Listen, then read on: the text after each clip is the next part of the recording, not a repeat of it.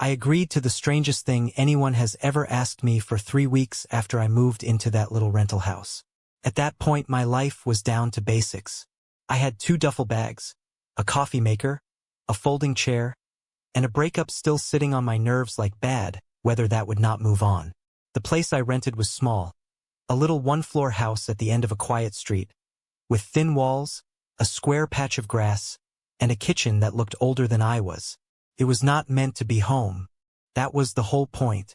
I told myself I would stay there a few months, work, sleep, keep my head down, and stop thinking about how fast one relationship had managed to drain all the color out of me. I was not there to start over. I was there to go numb in peace. The woman next door did not fit into that plan. I noticed her the second morning because she was outside before 7. Watering the plants near her porch with the kind of calm rhythm that made me feel messy just walking past with my half-dead face and gas station coffee. She looked older than me by enough that I felt it right away. Not in a dramatic way, just in the way she carried herself. Controlled, put together, like she had already lived through things and did not waste motion anymore. She glanced over once and said, "You must be the new tenant." I said, "Yeah, temporary." She gave the smallest smile. People always say that. That was it. No flirting.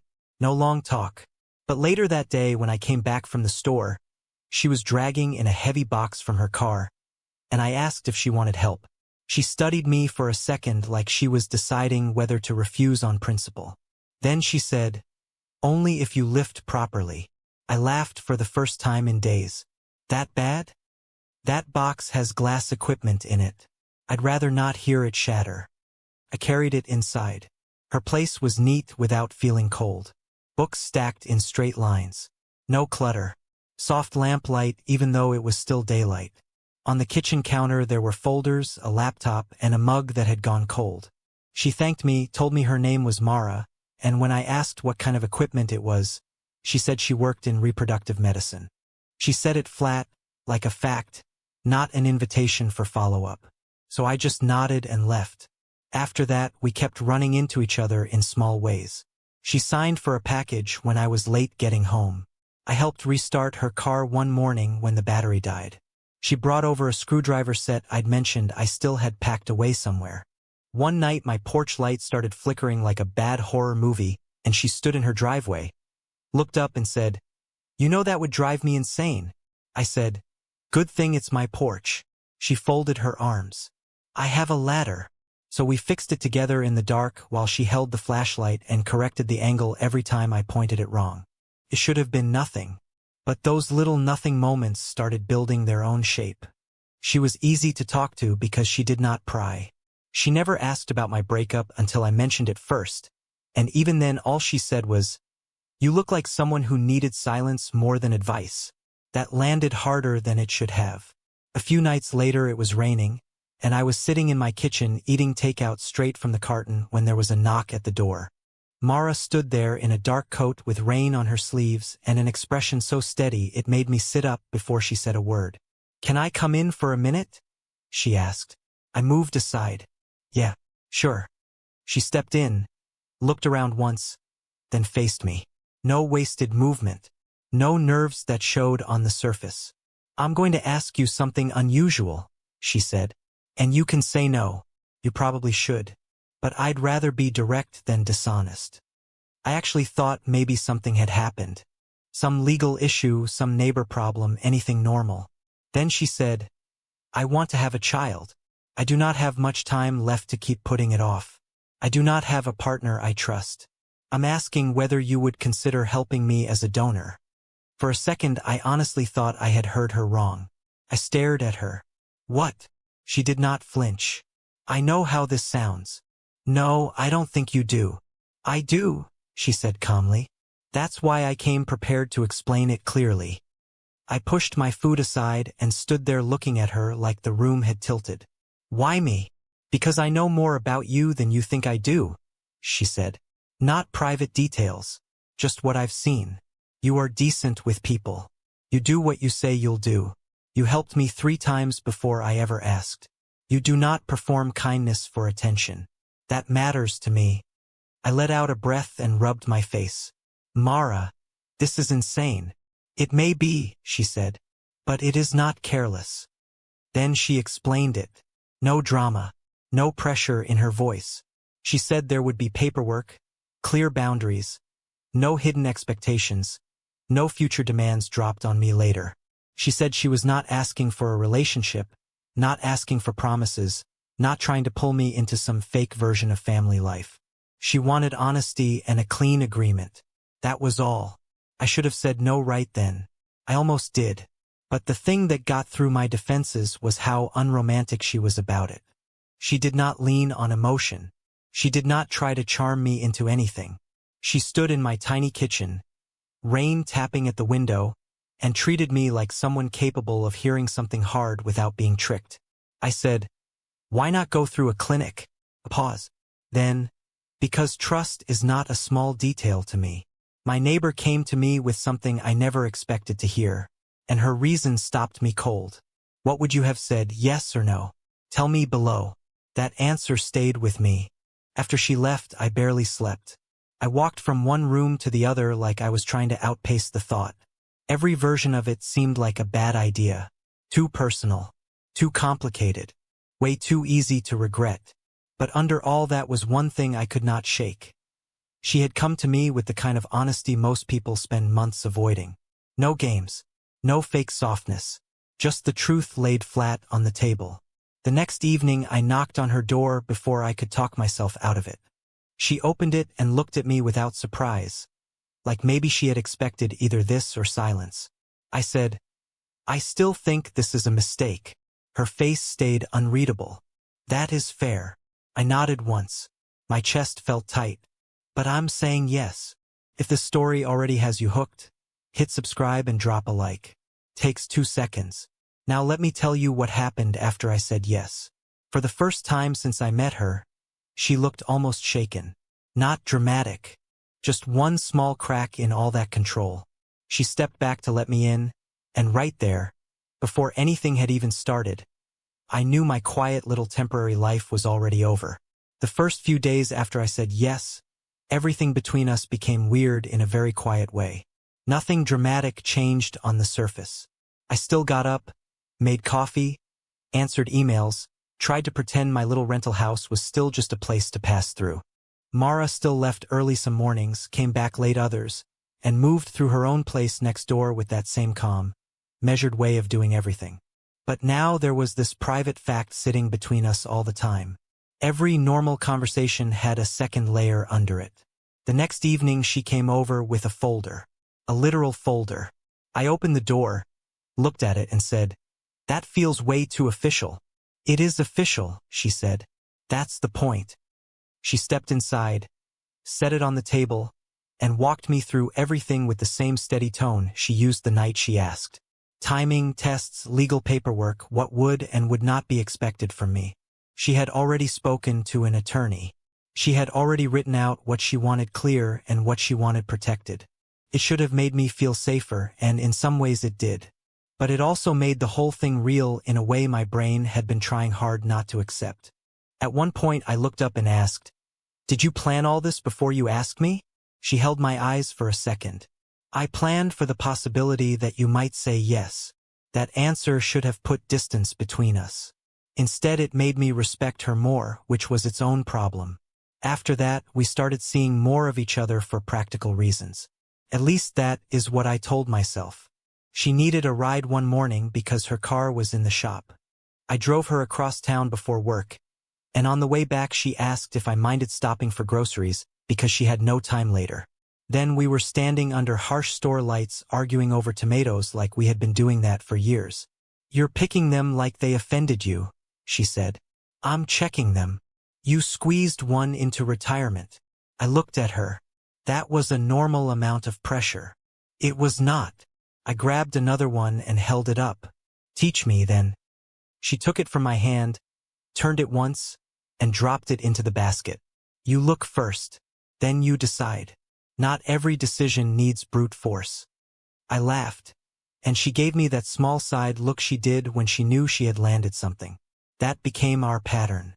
Small errands. Quick conversations that stretched. She'd knock to ask one question, then stay leaning in my doorway for 20 minutes. I'd bring over something simple like extra coffee filters or the mail that got dropped at my place by mistake, and somehow end up sitting in her kitchen while she finished tea and told me about a couple at work who had spent years trying to build a life and still spoke to each other like strangers in a waiting room. She never gave me private details. She was careful about that. But sometimes she spoke in a way that told me her job had shown her every version of hope and disappointment a person could carry in one body. One night we ate on her back porch because the weather was decent and neither of us felt like being inside. She had made pasta, nothing fancy, but she plated it like she respected meals more than I did. The street was quiet. Somebody far off had music playing low. Her porch light threw this soft circle around us that made the rest of the block feel far away. I said, "You do realize this doesn't feel distant at all." She set down her fork. I know. That was the thing with her. When something uncomfortable was true, she usually just said it. I leaned back in my chair. Then why are we doing this part? This part. The dinners. The rides. Sitting here like this. She looked at me for a long moment before answering. Because we already crossed into a kind of trust that would be strange to fake and stranger to ignore. I did not have a clean answer to that. The more time I spent around her, the more I saw things she clearly did not show many people. The way she rubbed the bridge of her nose when she was tired. The fact that she left books half open on the couch but kept every work document lined up perfectly. The way she got quiet after certain phone calls and would stand at her sink staring out the window for a minute before turning back like nothing happened. She became softer with me too, little by little. Not in some dramatic movie way. More in the way she stopped editing herself. She would answer the door in socks and an old sweater. She would admit when she had a bad day. Once, when her car still had not been fixed, she got in next to me, dropped her head back against the seat and said, "I am tired of being competent." I glanced at her. That bad? She let out a breath. No, just long. That should have been a small moment. It stayed with me all week. And the attraction was there. I knew it. She knew it. It sat in pauses that lasted a beat too long, in the way her voice changed when it got late, in how aware I became of her standing close to me in a kitchen that suddenly felt too small. But neither of us touched it. We kept acting like, if we stayed careful enough, the line we had drawn at the beginning was still holding. It was not. I realized that the night the power went out on the block for almost an hour. She knocked on my door with a flashlight in one hand and 2 candles in the other. "I know you have exactly one emergency plan," she said, "and I'm guessing it's useless." "That is rude," I said. "My plan is excellent." She stepped inside. "What is it?" "Sit still and hope electricity comes back." That got an actual laugh out of her. She set the candles down, and we ended up in my living room with the windows open, talking in the dark like people who had known each other much longer than we had. No TV, no phones, nothing to hide behind. Just her voice, the warm air, and that feeling that every honest thing said out loud was making the space between us smaller. At one point she looked at me across the candlelight and said quietly, "This is already more personal than I intended." I said, "Yeah." She didn't look away. Neither did I.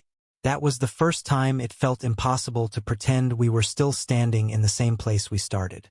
We had not crossed the line yet, but by then I knew something simple and dangerous. The line was only still there because neither of us had touched it. Not because either of us still believed in it. It finally happened on a night that did not feel dramatic enough to change anything. That was probably why it changed everything. Mara had been quiet all day. Not cold, just turned inward in that way she had when work had taken too much out of her and she was still trying to act normal. I saw her near sunset when I got back with takeout, and she was sitting on her porch with a glass of water, shoes off, looking down at the steps like she had been there a while. I held up the bag and said, "I brought too much." She looked up. "That sounds intentional." "It sounds like I know my limits in a kitchen." That got the small smile, so I went over. We ate on her porch because neither of us said not to. The air was warm, the street was quiet, and the whole thing felt too familiar. Not like neighbors. Not like people inside some careful arrangement. like two people who had already become part of each other's routine before either of them admitted it. At one point she asked, "Do you ever regret saying yes?" I answered too honestly, "Only when I think about it." She looked down at her food for a second, then said, "That's fair. I should have left it there." Instead I said, "Do you?" She leaned back in her chair and let out a slow breath. "I regret that you've become important to me in the middle of something that was supposed to stay clear." That hit me so hard I stopped pretending I did not understand what had been building between us. I said, "You've become important to me too." She turned her head and looked at me fully then. No guarded tone, no polished answer ready. Just Mara, tired and honest and suddenly not hiding behind anything. The silence after that was different from every silence we had shared before. It wasn't careful. It wasn't polite. It felt like the last few inches of distance finally giving out. She stood first and took my empty container from my hand. I followed her inside because that also felt inevitable. In her kitchen she set both containers near the sink, turned back toward me, and for a second neither of us moved. I remember how steady she looked and how impossible it was to act normal anymore. When I kissed her, she did not seem surprised. After that, there was no clean version of the story left. For a little while, I let myself believe maybe that was not a bad thing. We did not turn into some loud, careless couple overnight. If anything, we got quieter, more certain. She would come over in the morning with coffee already made because she knew mine was terrible. I would fix little things around her place without being asked. She started touching my arm when she passed me. I started staying later without checking the time. Once I woke up on her couch before sunrise with a blanket over me and heard her moving around in the kitchen, and the sound of it felt so normal it actually scared me. That was the dangerous part. Not the attraction. Not even crossing the line. It was how quickly it began to feel real. I started thinking maybe the strange beginning did not matter as much as what we were becoming now. Maybe two people could start in the wrong place and still end up honest. Maybe all the awkward pieces would settle if we just kept choosing each other. Then one evening I heard her on the phone through the open kitchen window. I was outside by the side fence, not trying to listen, but I caught my name and stopped without meaning to. Her voice was low, sharper than usual. "I know what the numbers say. You don't need to repeat them." A pause. Then, "No, I understand that. I understood it before. That is exactly why I could not afford to wait another year." I felt something cold move through me. She kept talking, quieter now, and I could not catch every word. But I heard enough. Last window. Low odds after this. Time already narrowing faster than she had told me. Not preference. Not rough timing. Not just a hard decision she had been weighing. Pressure. Real pressure. When she came outside a few minutes later and saw me standing there, she stopped immediately. She looked at my face once and knew. "What did you hear?" she asked. "Enough." That was all I said at first because I was trying very hard not to say 10 worse things. She came a little closer. "Then let me explain it properly." I laughed once, but there was nothing funny in it. "Properly? Mara, you told me this mattered. You didn't tell me this was probably your last real chance." Her jaw tightened. "I told you time mattered. That is not the same thing." She looked away for half a second, then back at me. "No, it isn't." I hated how calm she stayed, because it made me feel like the messy one. "Why didn't you tell me?" Her answer came fast, almost before I finished. "Because I knew what it would sound like. Maybe because it was pressure." "Yes," she said, and that one word landed harder than if she had fought me. It was pressure. I live with that every day. I stared at her. "So you let me walk into this without the full truth." Her voice dropped. "I let you walk into it with enough truth to choose freely. That is not how it feels now." For the first time in a long while, she looked hurt in a way she could not smooth over. "Do you think I picked you because you were convenient?" I did not answer fast enough, and that was answer enough. She folded her arms tight across herself and nodded once like she had just been handed something she already feared. "That's the part one was trying to avoid." I said, quieter now. "I don't know what part one am to you anymore." "You are not a solution," she said. That is exactly why this became impossible. It should have helped. Didn't.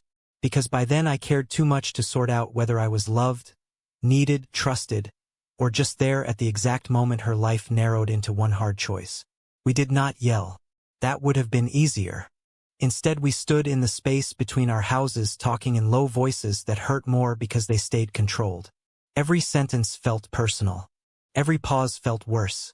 That night, I went back into my place alone. The silence hit me differently than it had after my breakup. Back then I was empty. Now I was split open. I stopped answering her door the next day. Then the next. Not because I felt nothing.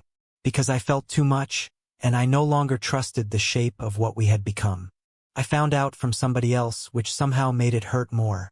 It had been a little over a month since I pulled back. Long enough for the silence to become its own routine. I still lived in the same little rental house. Still woke up and looked toward her place before I could stop myself. Still heard her car sometimes and felt that stupid tightness in my chest like my body had not gotten the message yet.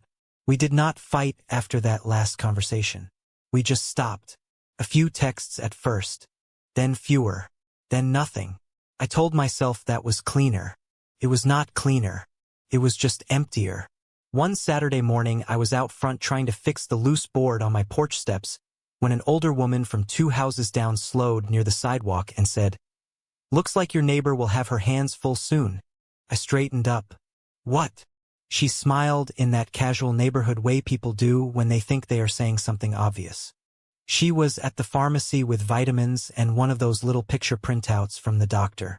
Sweet thing looked half terrified, half happy. Then she kept walking before I could ask anything else. I stood there with the hammer still in my hand, not moving. For a full minute I told myself it could mean anything. Maybe the woman had it wrong. Maybe I was making a leap because I was already wired for it. But deep down I knew. I knew because the timing fit too cleanly. I knew because of the way Mara had gone quiet near the end. Like she was carrying information and measuring what it would cost to say it out loud. I went inside, sat at my kitchen table, and stared at my phone. I did not call right away. Part of me was too angry. Another part was scared of being wrong. But underneath both was something simpler. I needed to hear it from her. So I texted one line. "Did you know?" She answered 12 minutes later. Yes. That single word made my whole body go cold. I wrote back, "Why didn't you tell me? This time longer passed." Then, "Because I was trying to let you go cleanly." I read that 5 times. Then I grabbed my keys and went next door before I could think myself out of it. When she opened the door, she looked tired in a way I had not seen before. Not weak, just worn down. Like she had been carrying too much alone and had decided that was better than reaching for someone who might only stay out of duty. For a second, neither of us spoke. Then I said, "You were really going to keep this from me?" Her hand stayed on the door. Yes. The honesty of it hit me harder than any excuse would have. I stepped inside when she moved back, and the place looked almost the same. Same books. Same soft lamp near the couch. Same careful order. But the air felt different. More fragile. More final. I turned to her. "Why?" She folded her arms, then let them fall again like even that felt too defensive. "Because by the time I knew for sure, you were already pulling away. And I understood why." "That doesn't answer it." "It does," she said quietly. "You just don't like it." I looked at her, waiting. She took a breath. "I did not want you walking back into this house because you felt trapped by me. Or by a baby. Or by the version of yourself that thinks leaving would make you a bad man." That landed so directly I could not even interrupt.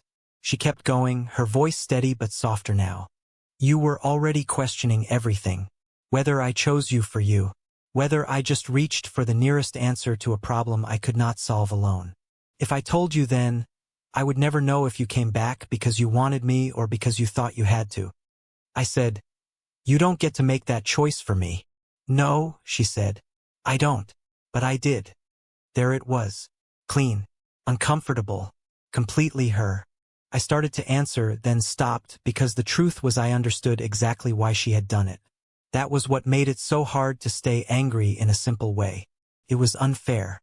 It was also, in its own twisted way, The least selfish thing she had done since all this began. I walked a few steps toward the window, then back again. Do you know what this felt like from my side? She nodded once.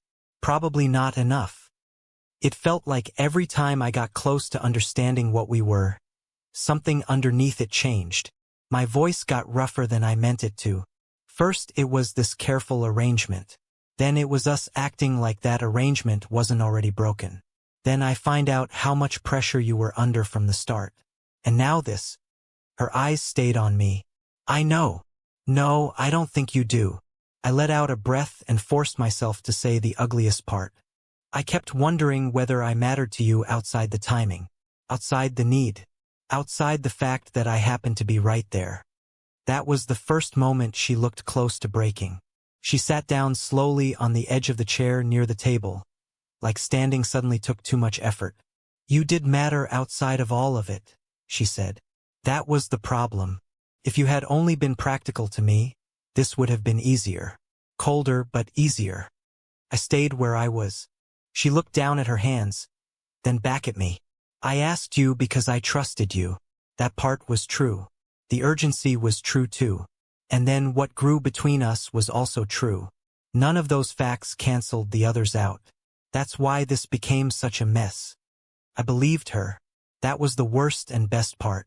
The room went quiet. No careful wording left. No agreement to hide behind. No version of the story that made either of us look clean. Finally I said, when I left, it wasn't because I stopped caring. She held my eyes. I know. It was because I cared enough that I couldn't keep standing in something that felt half real and half desperate. A tiny nod. I know that too. I took a slow breath and looked at her properly for the first time since I walked in. She looked scared now. Not of me, of what answer was coming. And that was when it got simple. Not easy, just simple. I could stay out and protect my pride. Keep telling myself the beginning ruined everything. Keep acting like the messed up way it started erased what it had turned into. Or I could admit that whatever this was, I was still in it. I walked over to her and stopped close enough that she had to tilt her head up to look at me. I'm not here because I feel forced, I said. She didn't move. I'm here because even after all of it, I still want you in my life. Not as some obligation. Not because of the child. You. For a second she just stared at me, like she did not trust herself to hear it right. Then she asked, very quietly, are you